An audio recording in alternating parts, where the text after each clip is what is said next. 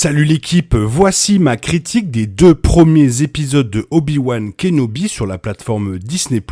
On commence dès maintenant cette vidéo, let's go!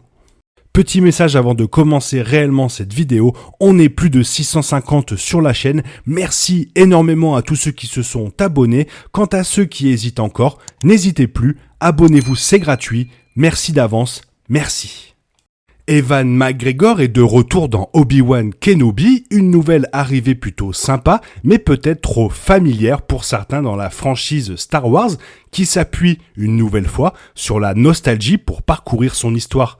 Depuis que les droits appartiennent à Disney, Star Wars a connu un regain de forme sur les grands et les petits écrans en termes de sortie de contenu. Sa conclusion, qui a divisé de la saga Skywalker, a alimenté un débat en ligne qui a mis en évidence le fandom qui a changé au cours des décennies depuis la trilogie préquelle. Et oui, vous avez tous grandi. Avec The Mandalorian de Jon Favreau, Star Wars sauve la mise en streaming. Pour l'essentiel, Obi-Wan Kenobi maintient le cap établi par Favreau et Kathleen Kennedy, mais peut-être que sa dépendance à une histoire dont beaucoup connaissent déjà la fin casse une partie de l'excitation de ce qui est par ailleurs une série plutôt bien conçue. Obi-Wan Kenobi renoue avec les Jedi 10 ans après Star Wars l'épisode 3, la revanche des Sith, alors que le porteur de sabre laser se retrouve exilé sur la planète désertique de Tatooine pour veiller sur Luke Skywalker. Ces interactions bourrues avec les habitants mettent en évidence la manière dont l'exil a changé l'homme qui servait autrefois de phare de sagesse au Conseil Jedi. Alors que les propres inquisiteurs de Dark Vador traquent les Jedi restants, Obi-Wan se retrouve entraîné dans l'action alors que la troisième sœur, Reva, de Moses Ingram, aspire à le faire sortir de sa cachette en utilisant une méthode surprenante pour le faire. Comme il est de coutume pour toute série à événements sur Disney+, Obi-Wan Kenobi met tout en œuvre dans ses 2 premiers épisodes. Jonché de visages à la fois familiers et frais, y compris Jimmy Smith comme Bail Organa, Benny Safdie comme Nari, un autre Jedi vivant sur Tatooine, et Kunmai Janani comme Aja, un escroc vivant sur la planète ravagée par le crime de Dayoo. Il y a un certain nombre de ces surprises qui offrent plein de rebondissements inattendus.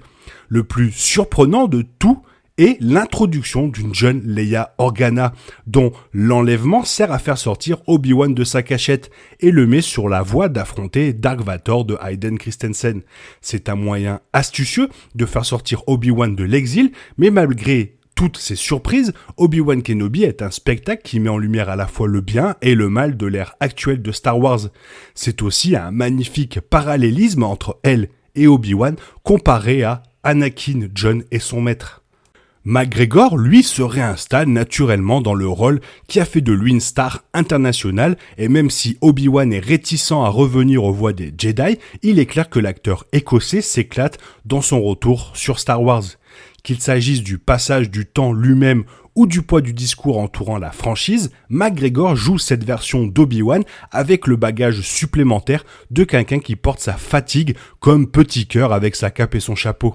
C'est cette maturité supplémentaire qui permet à Obi-Wan Kenobi de se sentir comme une extension digne des préquels qui l'ont précédé.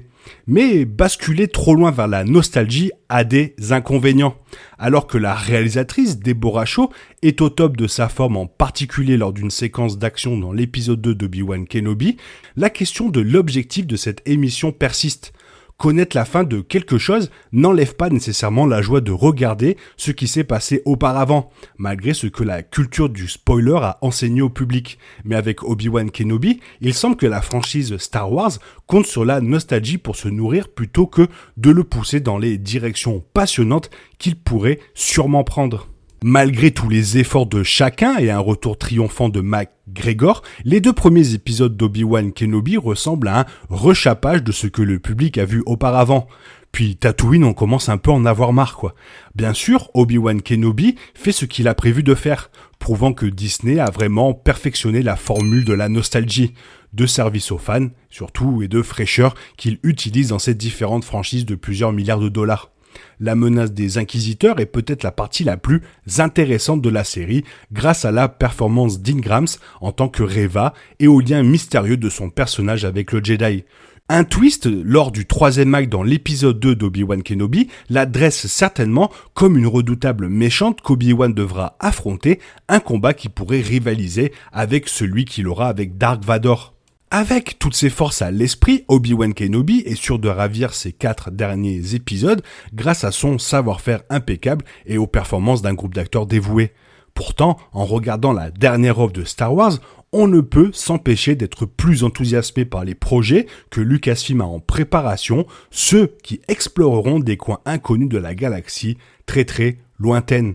Pourquoi Lucasfilm s'appuierait sur une série comme Obi-Wan Kenobi ? Il y a un public intégré qui accueillera avec ravissement le retour de Christensen et McGregor, mais en regardant la série Disney+, il est difficile de ne pas penser au potentiel quasi illimité de cette franchise. Potentiel qui est, pour la plupart, inexploité. Alors, pour ceux qui arrivent au niveau de cette vidéo, j'ai une question pour vous. Quelle est la meilleure série entre Obi-Wan Kenobi et le livre de Boba Fett? Faites-le moi savoir dans les commentaires.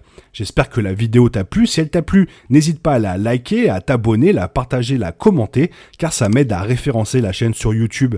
Je te souhaite une bonne matinée, après-midi, peut-être une bonne soirée ou un bon week-end. Bisous, que la force soit avec toi.